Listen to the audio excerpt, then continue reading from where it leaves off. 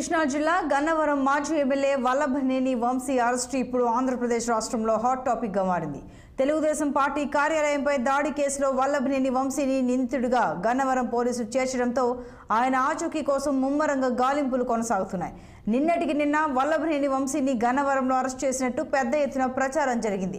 శాంతి భద్రతల విభాగ పోలీసులు 3 బృందాలుగా జూబ్లీహిల్స్, మాదాపూర్, రాయదుర్గం ప్రాంతాలలో తనిఖీలు చేపట్టారు. రాయదుర్గంలోని ఓ గేటెడ్ కమ్యూనిటీలో నిందితులు తలదాచుకున్నట్టు తెలిసి అక్కడికి వెళ్లి వారిని పట్టుకునే ప్రయత్నం చేయగా అప్పటికే వారంతా పారిపోయారు. తప్పించుకున్న వారిలో వంశీ అనుచరులు ఉన్నట్టు పోలీసులు గుర్తించారు. ఇక గన్నవరం టీడీపీ కార్యాలయంపై దాడి కేసులో వల్లభనేని వంశీని 71వ నిందితుడిగా పోలీసులు చేర్చిన సంగతి తెలిసిందే.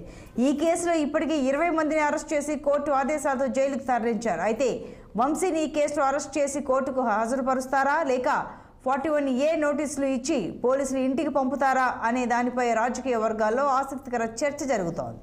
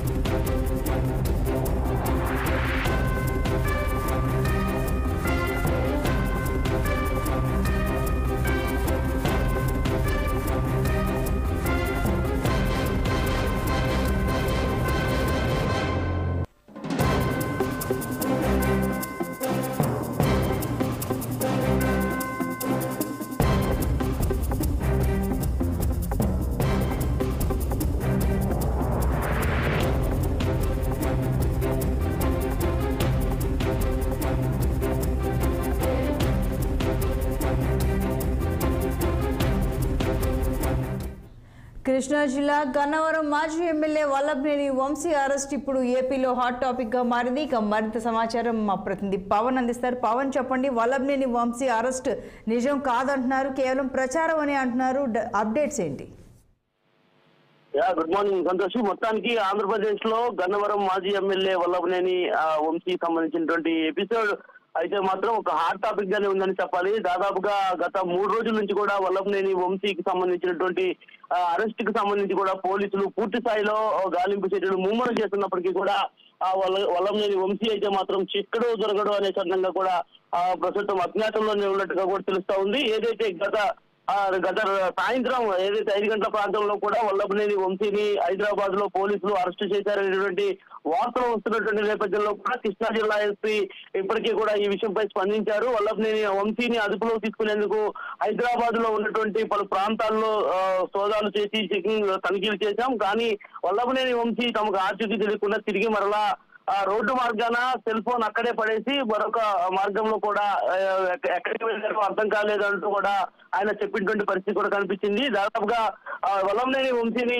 పట్టుకునేందుకు కూడా పోలీసులు పూర్తి స్థాయిలో రంగం సిద్ధం చేసుకొని గత 2 రోజుల క్రితం తెలంగాణలో ఉన్నటువంటి జూబ్లీహిల్స్, మాదాపూర్, రాయదుర్గం ప్రాంతాల్లో కూడా తనిఖీలు నిర్వహించారు.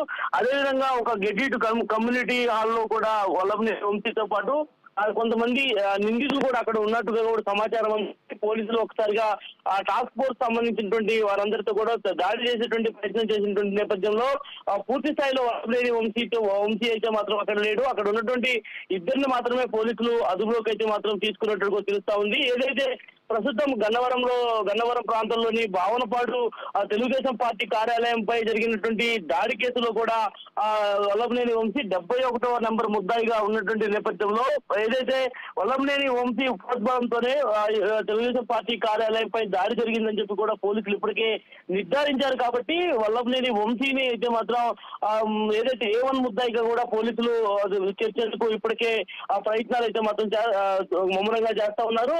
మొత్తానికి A1 ముద్దాయిగానే వల్లభనేని వంశీని పెట్టడానికి మాత్రమే పోలీసులు ఈ యొక్క విశ్వ ప్రయత్నాలు అయితే మాత్రం ముమ్మరంగా కొనసాగిస్తా ఉన్నారు.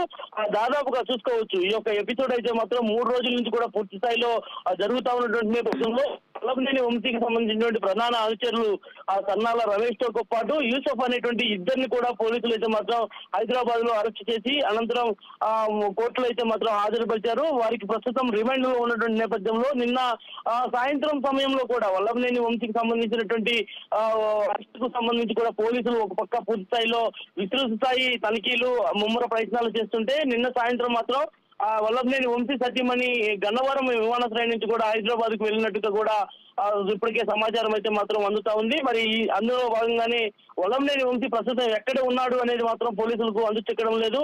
ఆయన గురించి కూడా ఇప్పటికే పూర్తి స్థాయిలో కూడా అమెరికా వెళ్లిపోయాడు అనేటువంటి ఒక చర్చ అయితే మాత్రం ప్రస్తుతం మొన్నటి వరకు కొనసాగింది. కానీ ఈ 3 రోజుల ఎపిసోడ్ లో మాత్రం పూర్తి స్థాయిలో వల్లభనేని వంశీ ఆంధ్రప్రదేశ్ లోనే తలదాచుకున్నారా లేదంటే తెలంగాణ ప్రాంతంలో ఎక్కడన్నా తలదాచుకున్నాడా అనేటువంటి అంశంపై కూడా పోలీసులు అయితే మాత్రం ముప్పు తిప్పులు పడతా ఉన్నారు.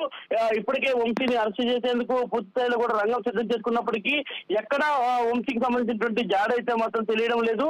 ఎందుకంటే వంశీ ప్రస్తుతం వాడుతున్నటువంటి మొబైల్ ను హైదరాబాద్ లో ఉన్నటువంటి మాదాపూర్ లోని ఒక నివాసంలో పడివేసి ఉండడంతో పాటు మరొక సెల్ ఫోన్ ద్వారా కూడా వల్లభనేని వంశీ తన కార్యకలాపాలు అయితే మాత్రం కొనసాగిస్తానని కూడా ఇప్పటికే పోలీసులు అయితే మాత్రం భావిస్తా ఉన్నారు. మరి ఈ నేపథ్యంలోనే ఏది ఏమైనా కూడా ఈ యొక్క వల్లభనేని వంశీని అరెస్ట్ చేసేందుకు పోలీసులు పూర్తి స్థాయిలో రంగం సిద్ధం చేసినటువంటి పరిస్థితి మాత్రం కనిపిస్తా ఉంది. ఏది ఏమైనా ప్రస్తుతం ఆంధ్రప్రదేశ్ లో వల్లభనేని వంశీకి సంబంధించినటువంటి ఎపిసోడ్ చూస్తుంటే మాత్రం నిజంగా ఒక సినిమాని కల్పించే విధంగా కూడా కనిపిస్తా ఉంది. ఎందుకంటే వల్లభనేని వంశీ కోసం దాదాపు 5 బృందాలు హైదరాబాద్ లో ఉన్నటువంటి పలు ప్రాంతాల్లో ముమ్మర తనిఖీలు చేయడం, అదేవిధంగా ఆంధ్రప్రదేశ్ లో ఉన్నటువంటి రెండు జిల్లాలకు సంబంధించినటువంటి పోలీస్ బృందాలు ఆంధ్రప్రదేశ్ లో ఉన్నటువంటి గన్నవరంతో పాటు విజయవాడ గుంటూరు ప్రాంతాల్లో కూడా ఆయన కోసం విస్తృతంగా గాలింపు చర్యలు చేయడం, ఈ పరిస్థితులంతా చూస్తుంటే కూడా ఒక సినిమా ఎపిసోడ్ అయితే మాత్రం ప్రస్తుతం వల్లభనేని అరెస్ట్ సంబంధించినటువంటి స్టోరీగా మనం చెప్పాలి. దాదాపుగా ఇప్పటికీ కూడా 3 రోజుల నుంచి కూడా పోలీసులు పూర్తి స్థాయిలో వల్లపన్ని మరి అతని కోసం గాలింపు చర్యలు చేపడుతున్నారు. మరోపక్క